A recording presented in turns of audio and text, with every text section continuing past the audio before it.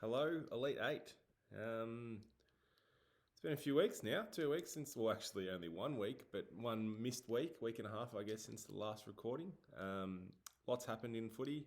We've seen a few buys, we've seen a few upsets. We had the TubeWorks Cup, which I unfortunately lost. And yeah, that's about a few hamstring injuries, a few trades, which is good. Back in the trading business, we know we all love a bit of trades, even though there's a bit of angst amongst people for trades, but that's fine. That's football.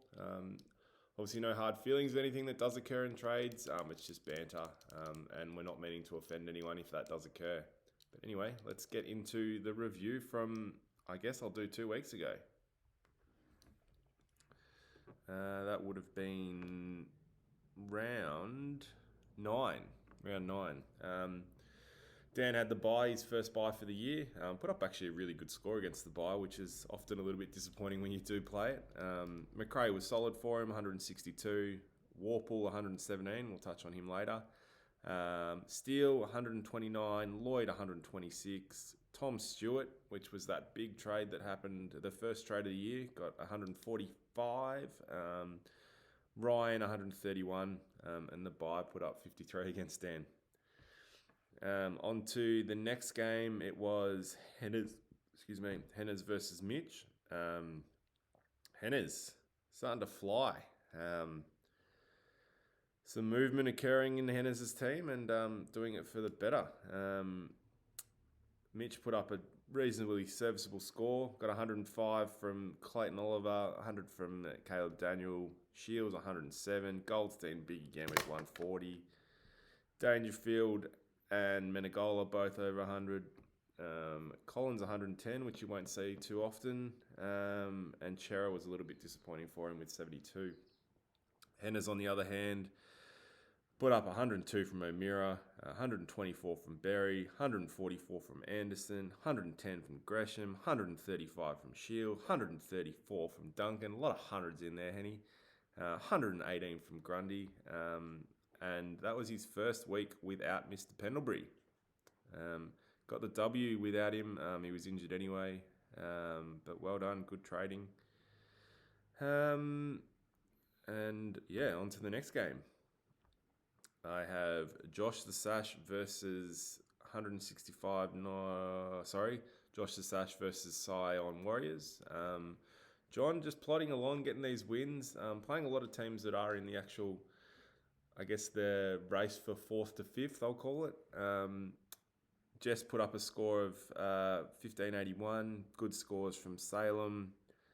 Natanui put up 146. Nick Hayes 110. But then there's just a lot of scores that weren't hundreds, I guess. Positive that he had none below 50. That generally means that you're on track for a decent score, but just not enough big scores. Oh, forgot to mention that my boy Cripps put up 149. So that was good of him. But John, just too strong. Boak 104, Parker 107, Guthrie 121, Fife 112, and Brayshaw 106. Again, not a heap of 100 huge scores, but just good across the board.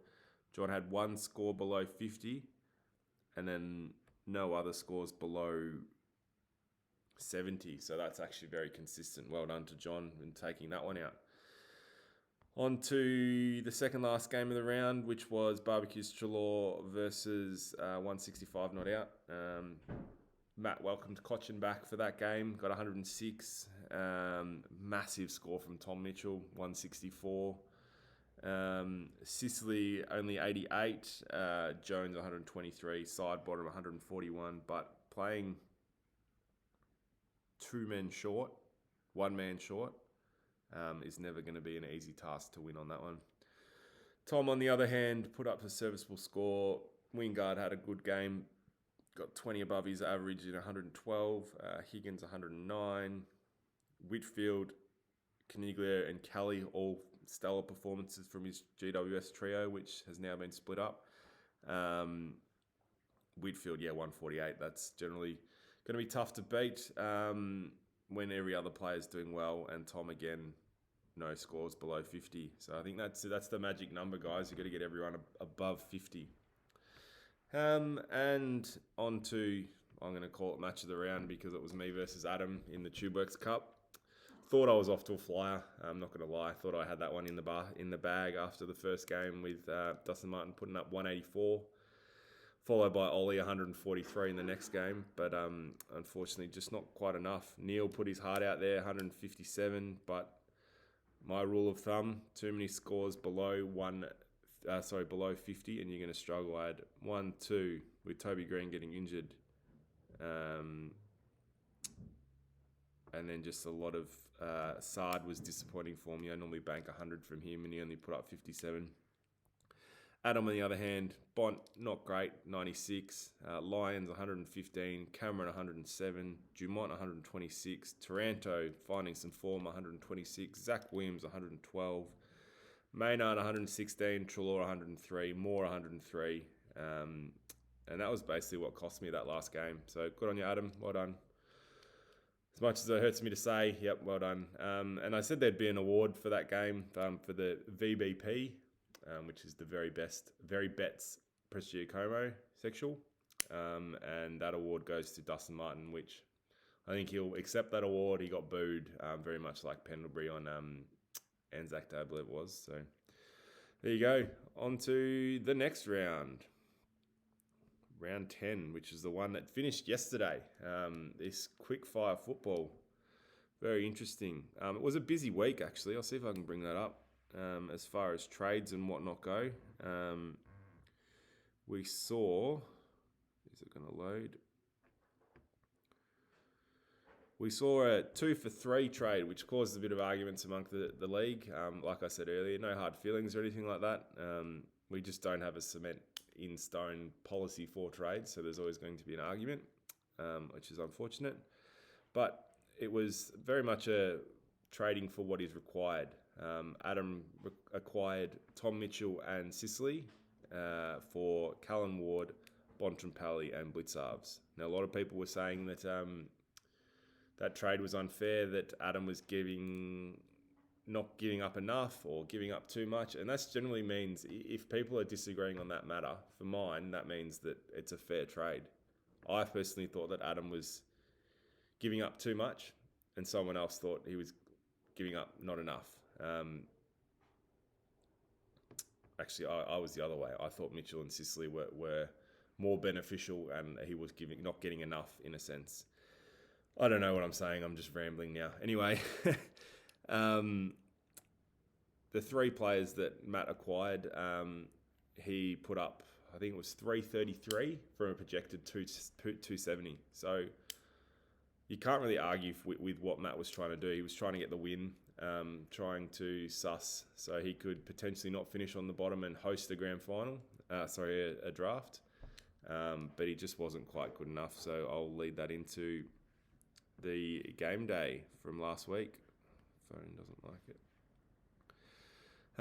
It was a close one. Boy, oh boy, I might leave that for the last game of the round.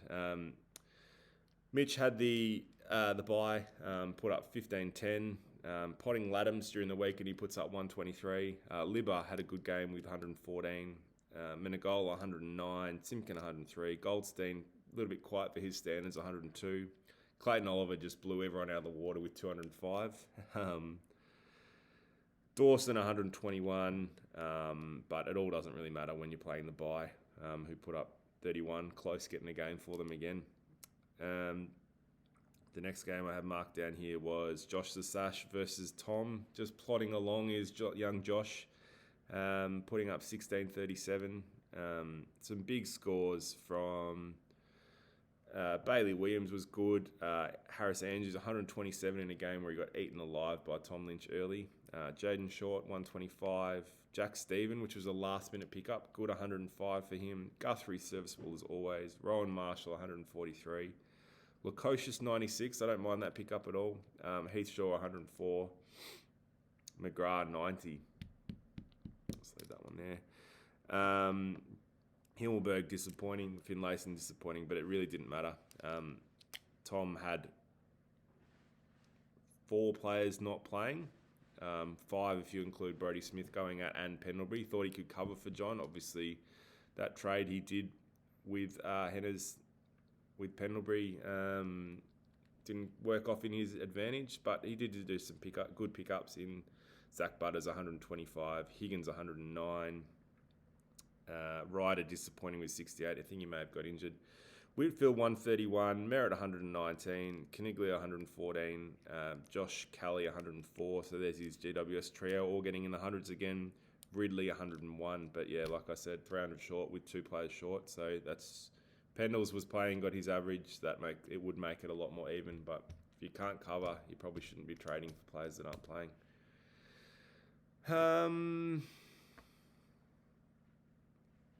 The next game I've got down here is myself versus Dan. I'm not too sure if Dan updated his team this week. Seemed to play Parfitt, even though of all people he would know he wasn't playing with a late out, but put up some good scores. McRae 113, Dixon 103, Dunkley 90 in his first game back, Hawkins 115, Viney 109, May 100, Lloyd 133, Steele 124. Look, all his St Kilda players did really well. Good pickup in Nick Hind, getting 93. Devon Smith gave me a little scare last night as well, putting up 105. But my pickup of Rockcliffe seems to be the difference, really. 134 from him. Lockie Neal, great again. Westhoff, poor. Hopper was okay. Sard did all right, but that was pretty much a close one in the end. I think I was reasonably comfortable going into the last game, but you never know with Supercoach. I'm generally the one that's being chased down, not the chaser. So that was finally good to get one of those wins, and me and Dan are 1-1 for the year, which is good. On to the last game of the round, which Henners and Henners and Matt both traded hard for. Bont now in his team put up 106. Robbie Gray put up Bont put up 114. Robbie Gray put up 106. Some stellar performances from Blitzarves, who also came into his team. Picked up Seedsman, who I was a little bit disappointed until I saw that score of 77, so that's all right. Side bottom 94. I had Mumford on his bench, get 101. That's a little bit disappointing. And what else have we got? Oh, Henners. Henners fell in, basically. Fell in. I was going to say fell short, but he fell in with a close victory over Matt. Started off disappointing. Shy Bolton, good player, 106. He's really showing himself this year. His North Melbourne players went really well. Anderson, McDonald, Tarrant all did very well. Matt Crouch, 112. Brody Grundy, serviceable as always, 147. But yeah, got the chocolates. Well done, Henny. On to... Did I just skip around? I can't remember what I've done now. I'm getting a little bit confused. No, I think we're done. We're good. But yeah, that's the 2 weeks in review. Obviously doing this right now because I don't have much time after work with these 540 games. I'll do my tips for the week.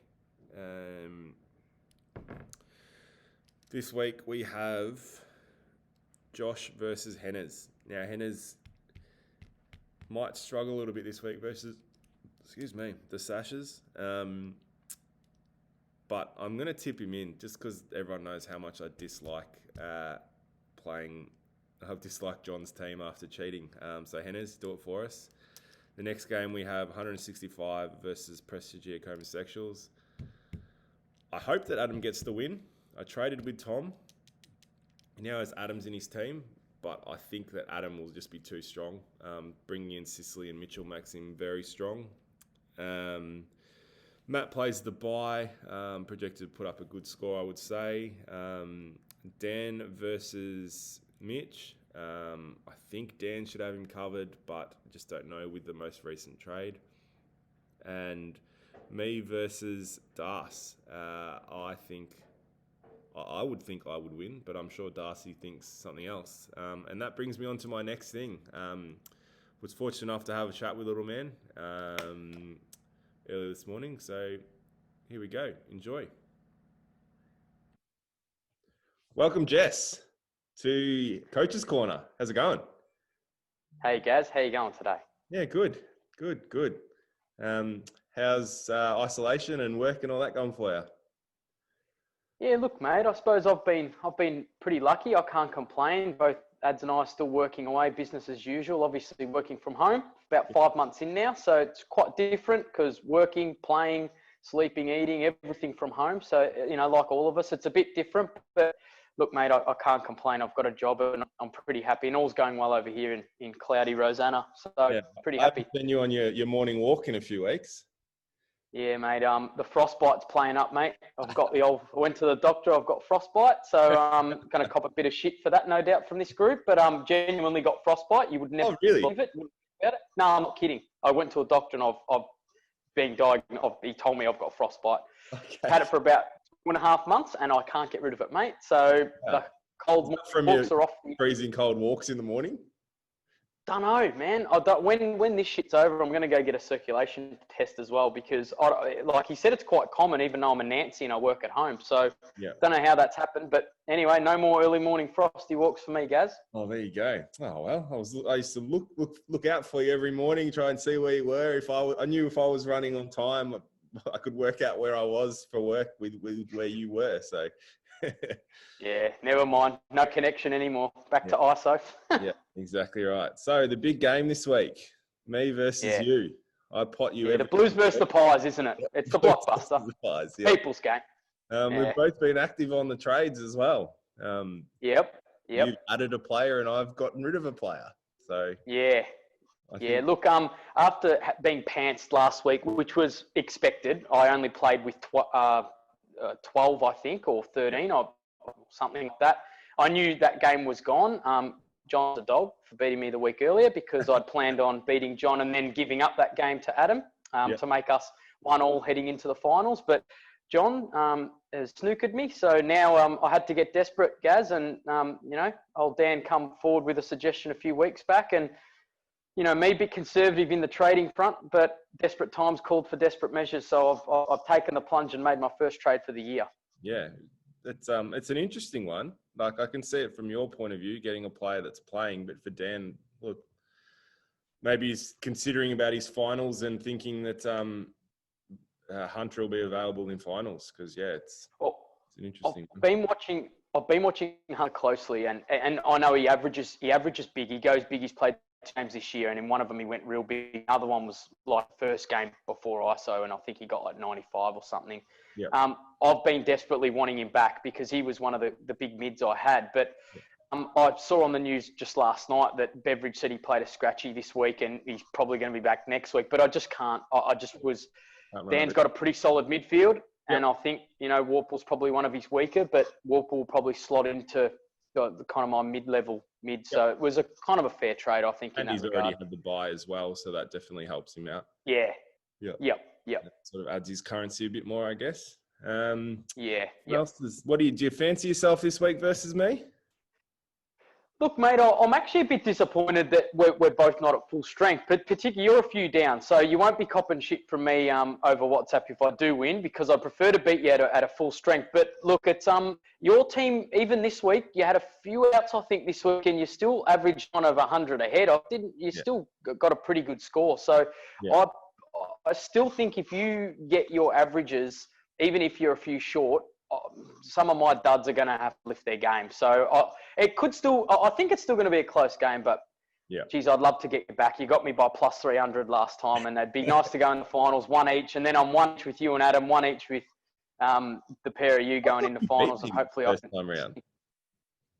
No, that's the only game I've been smashed in, apart from Adam, but I didn't have a full side. Yeah. Tom cheated and beat me. That's the only other game. It was round 2, wasn't it? Let's see what the score was. Yeah, it was early. Oh, 350, I think, 320. No, it was 1,705 to 1,540. So not too bad, really. Okay. You put up actually the third highest score. Oh no, you didn't. It was quite bad. No, I don't think I was a bit off that week, but you were pretty good. Like I think early in the season, 700 was pretty good. People are starting to come into it now, though. We're starting to see some good scores. Yeah. Well, the buys changed that a bit at the moment, but getting like that's causing isn't too bad. So. Yeah. What else did you want to talk about? Did you want to do like a same game multi for the boys to get around? Yeah, I think so. I think like me and Nathan Brown probably, both like the look of ourselves. So I could do a quick Nathan Brown. I don't mind the look of my own head like he likes of his head. So let's do one. Hey, what do you reckon? What are your tips for the week? Well, so what have we got? So we've got you and I. I think Tanker Tom. Who's Tanker Tom got this week? Yeah, I'll bring it up. Give me one sec. Yeah, let's do that because I think Tanker Tom might be in trouble again. Tom's playing Adam this week, and Adam prepared now with Mitchell and in his team. Yes. But Tom also. Yeah, so I'd be steering clear of that. Tom also just added Adams, so Adams goes huge. You never know. Yep. I think we'll stay away from that for the multi. I like to put a bit of value in my multis, and $1.05 isn't going to really get us any money. So, what about John? What about the dark horse? Johnny come lately, who's just been knocking off. Henners. And Henners is currently the giant killer, knocking people off as they're going towards finals. So, I think you can get around. I think you can get around Johnny in a multi. Yep. Because you look down his list, and there's some really on paper sometimes makes me nervous. But I mean, I played him last week, and he was pretty good. He's pretty consistent, and I think for 3 weeks he's been consistent. So I'd be getting on Johnny. Yep, John. Did you want John at the line? Maybe minus 30. Yeah, I'll give you $2 odds for that. So. Yep. Okay. And then I think our game's got to be in there. I think you've got to put some odds on me here. We just got to get around, stay on Warriors to get across the line. Yeah, I think the odds would be pretty. What price do you want for yourself in that one? Oh, mate, come on! I'm not that good. I still think it's a nervous $1.85 or $1.90. I think it's short. It's not super short. Okay, so you're going in favourite. Is that what you're saying? Yeah, I think we need a sure bet because Johnny's just, we need to try and put in a sure bet, and I'm going to back myself in for a sure bet. And Johnny's our, kind of flip a coin job. All right, no worries. We'll add that to it. So we've got $1.90 in our game, and we've got $2 for John at the line. Maybe we could do a player to score the highest points, so like a Dustin Martin or something like that. I was going to say that. I was going to say someone who's been a bit off lately. So I'm thinking we go for big mid that's just not been doing so well lately and really jack them up. Patrick Cripps. I was going to say Cripsy. Maybe we go for a 130 plus, and we'll put an odds on that. Yeah, I'll put $1.70 on that. All right. For Cripps to go. So what's our return? So we've got $2 times $1.90. Hang on, I'm just working it out on the fly. Times $1.90 times $1.70. So we're looking at $6.46 all up. Yeah, that's good. And I think if you put a 30 on that, I think you. Yep. Well, you'd buy yourself something nice at the end of Sunday. 200, which would be nice for the weekend. That's lovely. Yep. Couple of slabs of VB, Gaz. Yep. They're stocked up. It's stocked up from the Bowls Club, actually. Oh dear. Oh boy, look at it go. They can't open at the moment, so they needed some money. So I bought all my beers from them. So. Good. Support the locals. That's the way. Right. Yeah, good. Right. All right. Well, it's been a pleasure talking to you. Best this week. Thanks, mate. Hopefully. You too. It'll be a very. May the best coach win. Exactly right. Let's hopefully I put the right team out there this week and get the right midfielders on. We'll see how we go. Good on you. Wish you luck, mate. And I'm looking forward to seeing how it goes. See you later. Cheers, mate. Have a good one. Bye, mate. Bye. How good was that? Catching up with little Das, little Jeffrey, little Sion, whatever you want to call him. Good to catch up with him. Don't speak to Jess too much unless it is an occasion or me giving shit to him. So it was good, nice and refreshing. Good to see he's doing well. I was going to, as a request from Henners, see who was going to do well with the upcoming schedule of buys. Now, it's going to be quite hard to do. This podcast is going a lot longer than what I thought it was going to do. But basically, the teams I've marked that may struggle a little bit going into finals, going into finals, that is the right word, are the ones that have had buys. So West Coast, Carlton, GWS, Sydney, Hawthorn, Freo after this week. They're almost the teams you want to get on your the players from those teams are almost the ones you want to get on your list, which kind of alludes to the trade that I did do with Tom. Not that you'll see, I think I froze just then. As I was saying, the trade I did do with Tom was more so future progression, which I think is similar with Darcy and Dan's trade as well.